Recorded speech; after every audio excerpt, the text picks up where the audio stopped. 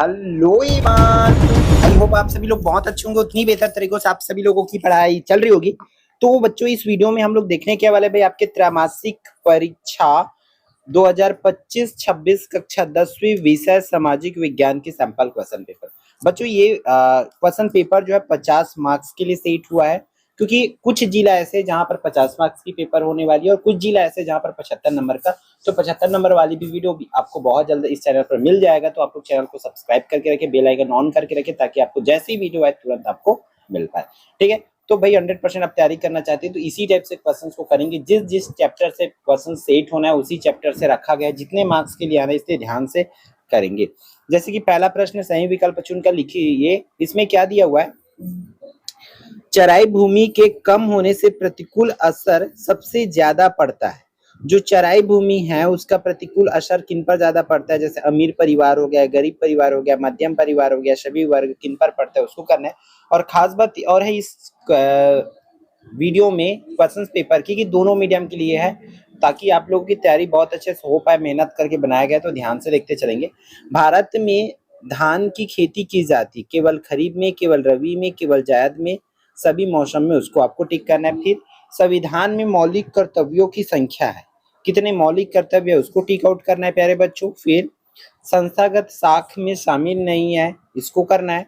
फिर पांचवा जो है, सामान्यतः किसी देश का विकास किस आधार पर निर्धारित करता है। प्रति व्यक्ति आय के आधार पर हम बोलेंगे कि हाँ भाई देश का विकास हो रहा है। औसत साक्षरता दर के आधार पर बोलेंगे कि लोगों की स्वास्थ्य, या सभी के आधार पर बोल सकते हैं कि यहाँ पर क्या हो रही है, विकास हो रही है करके। क्लियर। फिर बढ़ते प्यारे बच्चों आगे, देखते हैं यहाँ से 2 अंक वाली क्वेश्चन कैसा पूछा जाएंगे कि जीवन प्रत्याशा क्या है, इसको करना है। फिर न्यूनतम समर्थन मूल्य क्या है, अपशिष्ट पदार्थ क्या होता है, इसको लिखना है। फिर बंजर भूमि का कोई 2 उपयोग लिखना है। बच्चों, जिस जिस चैप्टर से आना उसी चैप्टर से रखा गया, तो इसलिए ध्यान से करेंगे। छठवां प्रश्न है, इलेक्ट्रॉनिक मीडिया के 4 उपयोग जो है आपको लिखना है कि क्या क्या काम आता है। तो 2 नंबर वाली ये प्रश्न क्रमांक दूसरा से छठवां तक का है बच्चों, तो ध्यान से इन क्वेश्चन को कर लेना और अच्छे से प्रिपेयर जो है करेंगे। फिर 3 नंबर वाला क्वेश्चन जो है आपका प्रश्न क्रमांक 7 जो है, आधुनिक खेती के क्या क्या दुष्परिणाम दिखाई दे रहा है उसको करना है। बचत खाता और अस्थायी जमा खाता में क्या अंतर है उसको करना है। फिर सरकार बफर स्टॉक क्यों बनाती है, ये आपको करना है। फिर 10वां, भूजल नवीनीकरण के लिए क्या क्या उपाय किए जा सकते हैं उसको करना है। ठीक है। फिर यहाँ से 4 नंबर वाले, मतलब यहाँ से अथवा स्टार्ट हो गई है, तो इन सभी प्रश्नों को डेफिनेटली बच्चों मैं 2026 बोर्ड के पॉइंट ऑफ व्यू से पेपर सेट किया हूँ।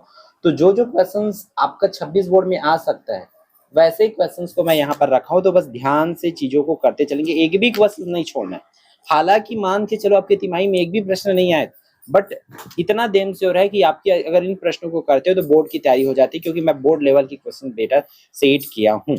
तो भूजल नवीनीकरण क्या है, मिट्टी के नवीनीकरण के लिए क्या क्या उपाय किए जा सकते हैं, इन क्वेश्चन को करना ही है और बड़े क्वेश्चन आने की फुल चांसेस है। भू अधिग्रहण अधिनियम 2013 पर प्रकाश डालना है। फिर भूमि के निम्नीकरण के क्या मानवीय कारक है, भूमि की कमी के क्या क्या कारण है, इसको आपको करना है। फिर प्रश्न क्रमांक 12 देख लो, यहाँ पर भी 4 अंक वाली क्वेश्चन है। ये क्या बोला जा रहा है, प्रथम विश्व युद्ध के किन्हीं 4 परिणाम को उल्लेख करना है। इस बार कारण आया था 2025 बोर्ड में, तो हम लोग 26 बोर्ड में उसके परिणाम को लेके जा सकते थे। प्रथम विश्व युद्ध के दौरान विभिन्न देशों में महिलाओं की स्थिति में आए बदलाव के 4 प्रभाव को लिखना है कि प्रथम विश्व युद्ध जब हो रही थी तो महिलाओं की स्थिति में क्या क्या परिवर्तन हुआ, उन चीजों को आप लोगों को प्यारे बच्चों यहाँ पर करना होगा। फिर आगे बढ़ते हैं प्रश्न क्रमांक 13 पर। प्रश्न क्रमांक 13 क्या बोला जा रहा है, महिलाओं की बेहतर शिक्षा के लिए क्या क्या उपाय किए जाने चाहिए। ठीक है, इसको करना है। अथवा आर्थिक विकास से क्या आशा है, किसी देश के आर्थिक विकास को मापने के लिए किन किन संकेतकों का उपयोग किया जाता है, ये भी आपका क्या हो जाएगा, प्रश्न क्रमांक 13 जो है 4 अंक वाली हो जाएगी। फिर प्रश्न क्रमांक 14 जो है आपका 5 नंबर के लिए, जो कि बोर्ड के लिए भी इस साल के लिए मोस्ट इंपॉर्टेंट है। भारत प्रभुत्व संपन्न समाजवादी धर्मनिरपेक्ष लोकतांत्रिक गणराज्य है, इसका व्याख्या आपको करना है। ठीक है। फिर प्रश्न क्रमांक 14 की अथवा में क्या थे, संविधान की उद्देशिका का हमारे जीवन में क्या महत्व है, उसको आपको करना है।